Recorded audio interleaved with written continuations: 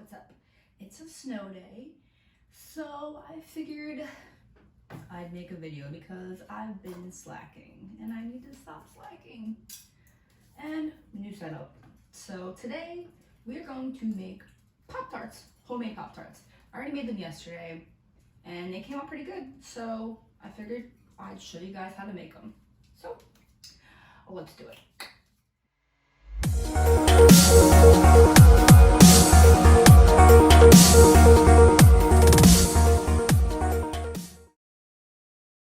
So first we're going to start off by making the crust. It's like a pastry kind of crust. Yesterday I used my hands because Mom doesn't have a food processor, but I'm going to use this to make my life a little bit easier. But I also had to move my whole setup over because these cords are like this short. So write that down, extension cord, on the list. All right, let's go. Take the lid off. Flour, 2 cups of flour, and we're just gonna put that right on into this bad boy. 1, 2. And then you need, it says 1 tablespoon of sugar, but we're gonna put 2 because it's like a little bit sweeter. Just gonna put that in there.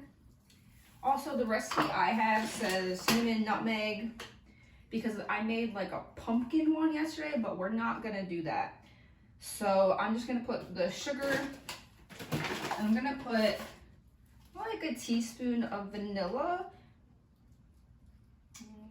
Yeah. So a teaspoon of vanilla. Just put that on in there. Just a little bit of flavor, you know? All right, now we need to get our cold butter out of the fridge.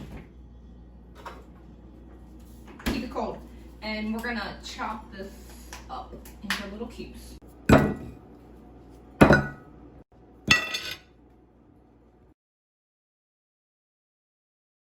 So, oops, definitely forgot I left it on time lapse.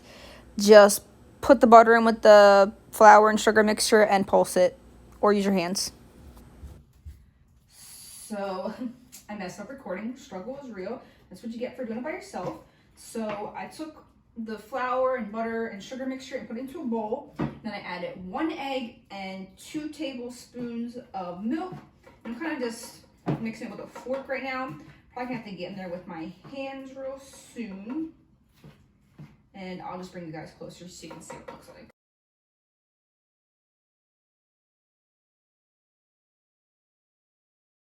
So next step of this recipe says to start adding a little bit of flour, 1 tablespoon at a time, to get it to a nice dough consistency. Because the dough is supposed to be wet at this point.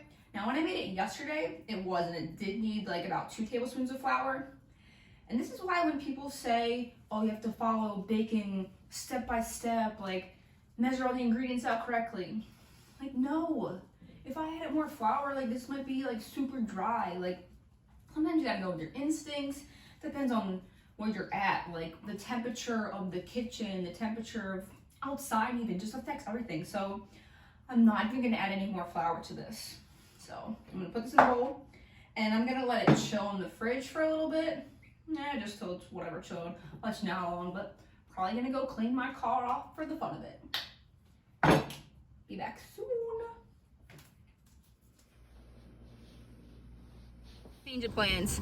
Cleaned my car off and drove to my parents' house. They're both essential workers and I don't want them coming home to a hot mess of a driveway. So took my little baby Honda Civic out and we made it. Just drive slow, people. Don't ride people's butts. If you're a truck, go ahead pass me. I'm gonna drive. Dropped you, sorry. I'm gonna drive 25 miles an hour because I'm gonna get here. Let's get to it. Update. It's been about an hour. My shoulders hurt from doing insanity. Didn't even do the back porch yet.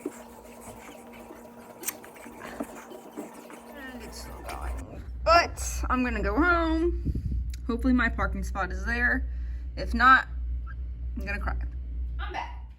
Obviously, I left the dough in the fridge a little bit longer than I'd planned, but it's okay. So just play with it with the hands. I already played with it a little bit, softened up. Preheat your oven to 350 degrees. Now, get some flour down. Yeah, make a mess. And we are going to roll this out. Now, yesterday I made it easier on myself and I split it into like 2 pieces. But I'm just gonna roll the whole thing out. And you know, I don't have a rolling pin. Of course not. Why would I? So we're gonna use an empty bottle. Let's go with some screwball. Looks like I already used it before. So I roll it out. It says to roll out about 1/8 of an inch thickness, but these are homemade Poptarts. If you want them thick, make them thick. You want them thinner, make them thinner. All right, I got a pizza roller. Why do I have a pizza roller and not a whatchamacallit roller? I don't know, but whatever. I got my trays. They're buttered. So cut them into your squares or triangles or circles, whatever you want to do. So we're gonna cut them and we're gonna put them on here.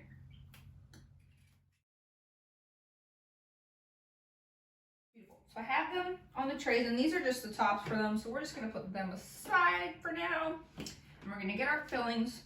Whatever fillings you want. I just happen to have, oh wow, grape jelly and strawberry jelly because that's what I took from my mom's house. You're just gonna go ahead, be generous. These are homemade. You get to put as much as you want or as little as you want. Put whatever kind of, you know, like yesterday I did pumpkin because we had leftover stuff from Halloween still. So that's what we used yesterday. But I like grape and strawberry, so putting that. This one's huge. Do half grape, half strawberry in this one. Have them on with their insides, whatever you want to call it. I can't even think straight right now. But you're gonna make sure you leave a little stuff around the edge, like pastry around the edge, because we're gonna like crimp them closed. So go ahead and put the tops on them. Mine are all different sizes, so whatever. It's gonna be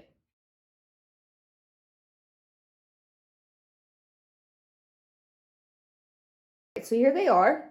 Obviously they oozed out a little bit of the sides, but it's totally fine. Just clean up a little bit, or don't. Cool. And then we're just gonna put them in the oven. Bam. Don't look at all my mess. Please don't fall.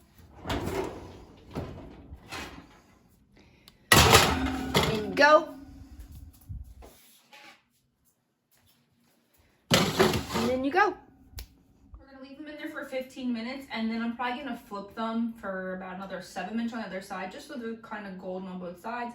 You can do an egg wash on top if you want.